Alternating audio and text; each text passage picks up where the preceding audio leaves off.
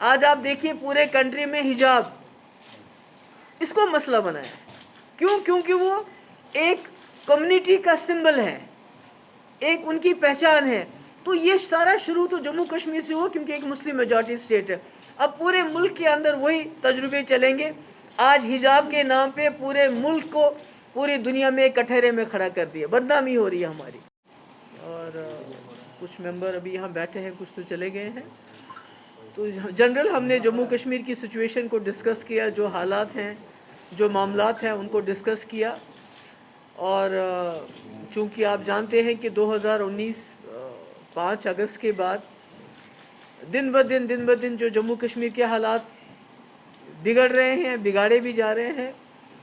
मुश्किलात बहुत ज़्यादा है लोगों को, डिसएम्पावरमेंट जितना भी रोज़ ब रोज़ कोशिश की जाती है जम्मू कश्मीर के लोगों की जो उनके हकूक़ हैं, जो हमारे हिंदुस्तान के आईन ने गारंटीज़ दी हैं, उनको मसक किया जाता है।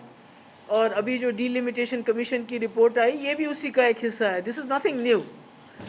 इसमें भी कोशिश की गई है कि किस तरह जम्मू कश्मीर के लोगों के को ज़्यादा से ज़्यादा कमज़ोर किया जाए। अगर आप देखेंगे 2019 के बाद जिस तरह से इन्होंने यहाँ के लोगों को इकोनॉमिकली, पॉलिटिकली और सोशली हर हिसाब से कोशिश की जा रही है कि अटैक किया जाता है।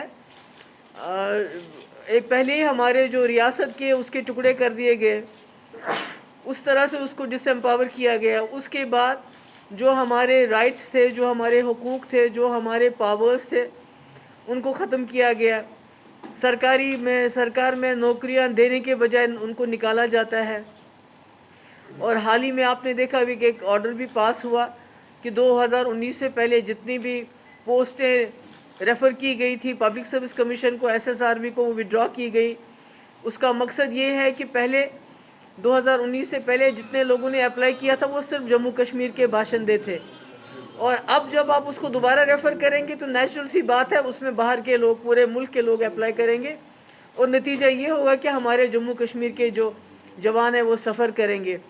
इस तरह आपने देखा कि हमारे यहाँ जो हॉर्टिकल्चर है वो हमारी रीढ़ की हड्डी है।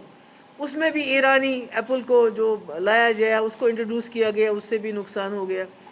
हमारे जो रिसोर्सेज हैं उनको किस तरह बाहर से लोग आ रहे हैं, हरियाणा से आ रहे हैं, पंजाब से आ रहे हैं, यूपी से आ रहे हैं, वो बड़े बड़े ठेके लेके जा रहे हैं, चाहे वो जम्मू है चाहे कश्मीर है, और यहाँ के लोगों को डिसएम्पावर किया जाता है। और अभी आपने हाल ही में देखा है कि कितने दिनों से जम्मू में बॉर्डर बटालियन के लड़के लड़कियाँ वहाँ प्रोटेस्ट कर रहे हैं, विमेन बटालियन के लिए प्रोटेस्ट कर रहे हैं, मगर किसी के कान पे जूं नहीं रेंगती, कुछ भी नहीं होता है। बल्कि कोशिश हो रही है किस तरह से जम्मू कश्मीर के लोगों को दिन ब दिन ज़्यादा कमज़ोर किया जाए। और जो आवाज़ उठाते हैं, चाहे वो पॉलिटिकल पार्टीज़ हों, चाहे वो हमारे जर्नलिस्ट हो, चाहे मीडिया के लोग हों, उन पे तो पहले ये फैसला करना बड़ा मुश्किल है कि किसके ऊपर ज़्यादा अजाब है। पॉलिटिकल पार्टीज़ के ऊपर अजाब है, जम्मू कश्मीर के लोगों पे ऊपर अजाब है, यहाँ के नौजवानों पे अजाब है, या यहाँ के जर्नलिस्ट पे अजाब है। अभी भी मैंने सुना कई जर्नलिस्ट यहाँ से चले गए हैं क्योंकि उनका नाम FIR में डाल दिया। अभी तो फहद शाह, उससे पहले सजाद गुल, उसके बाद मैंने सुना इसको गौहर गिलानी को भी ढूंढ रहे हैं, किसी और को भी। और एक इन्होंने यहाँ एक सिस्टम चलाया है कि जो मलाइन करते हैं जर्नलिस्ट के नाम को, उनको बदनाम करने की कोशिश की जा रही है। कई जर्नलिस्ट यहाँ से जो हैं इस वक्त कहीं भागे हुए हैं, कहीं चले गए हैं। तो ये सिलसिला जो है ये चालू है, इसमें कोई नरमी नहीं बरती जा रही है, इसमें ज़्यादतियाँ हो रही हैं। और उसके ऊपर से जो डिलिमिटेशन किया गया है, उस डिलिमिटेशन में BJP पार्टी के सिवा सबका जो है बेड़ा गर्क कर दिया इन्होंने। पार्लियामेंट कॉन्स्टिट्यूंसीज़ को, भाई अगर आपको राजौरी पुंछ आपको पसंद नहीं है, आप अपनी कॉन्स्टिट्यूंसी अलग बनाना चाहते तो राजौरी पुंछ इंतज़ार कर लीजिए, 2026 में राजौरी पुंछ को अलग पार्लियामेंट्री सीट दे दीजिए। चिनाब वैली को आप पसंद नहीं करते, उनको अलग पार्लियामेंट सीट दे दीजिए। 2024 में तो डिलिमिटेशन होना ही होना है, और ये दूर दराज के इलाके, इनकी अपनी पार्लियामेंट सीट्स होनी चाहिए। तो इसलिए आज हम सब मिले, हमने बात की, हमने देखा किस तरह से इन्होंने कोशिश की है कि सेक्टेरियन लेवल पे, सोशल लेवल पे, हर लेवल पे जम्मू कश्मीर के लोग एक दूसरे के साथ झगड़ा करें, एक दूसरे के साथ लड़ें। मगर हमारा जो पीडीपी का जो हमारा इरादा है, जो हमारी स्ट्रगल है, वो इसके ख़िलाफ़ रहेगी, जो हमारा पॉलिटिकल एजेंडा है।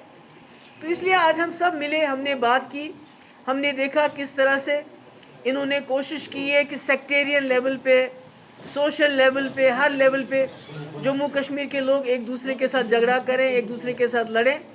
मगर हमारा जो पीडीपी का जो हमारा इरादा है, जो हमारी स्ट्रगल है, वो इसके ख़िलाफ़ रहेगी, जो हमारा पॉलिटिकल एजेंडा है कि जम्मू कश्मीर एक पॉलिटिकल मसला है, ये इसको मज़हब का मसला बनाना चाहते हैं। और मैंने बार बार कहा, जम्मू कश्मीर को एक लेबॉर्ट्री बनाया गया है।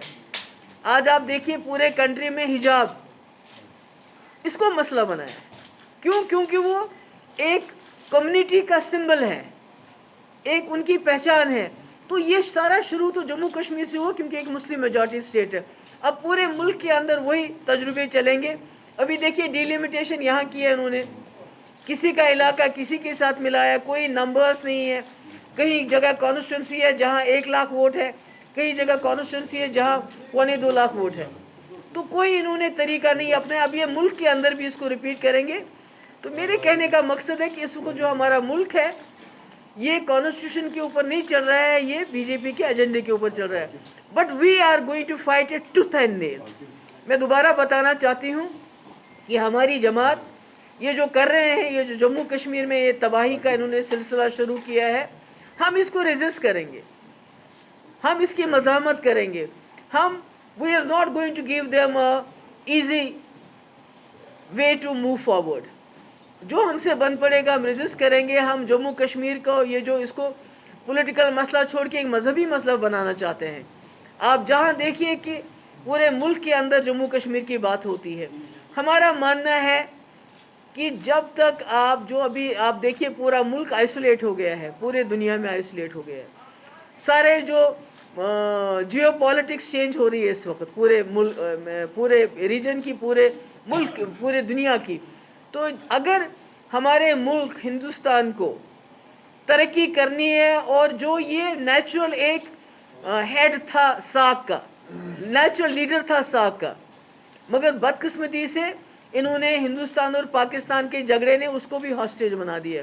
तो मेरा ये मानना है, जब तक आप जम्मू कश्मीर को पॉलिटिकल इशू समझ के उसको एड्रेस नहीं करेंगे, उसका एक्सटर्नल डायमेंशन, जहाँ डायलॉग की बात है, मुझे मालूम है शाम को मुझे एंटी नेशनल कहा जाएगा, क्योंकि आप जो भी बीजेपी के खिलाफ बात करता है,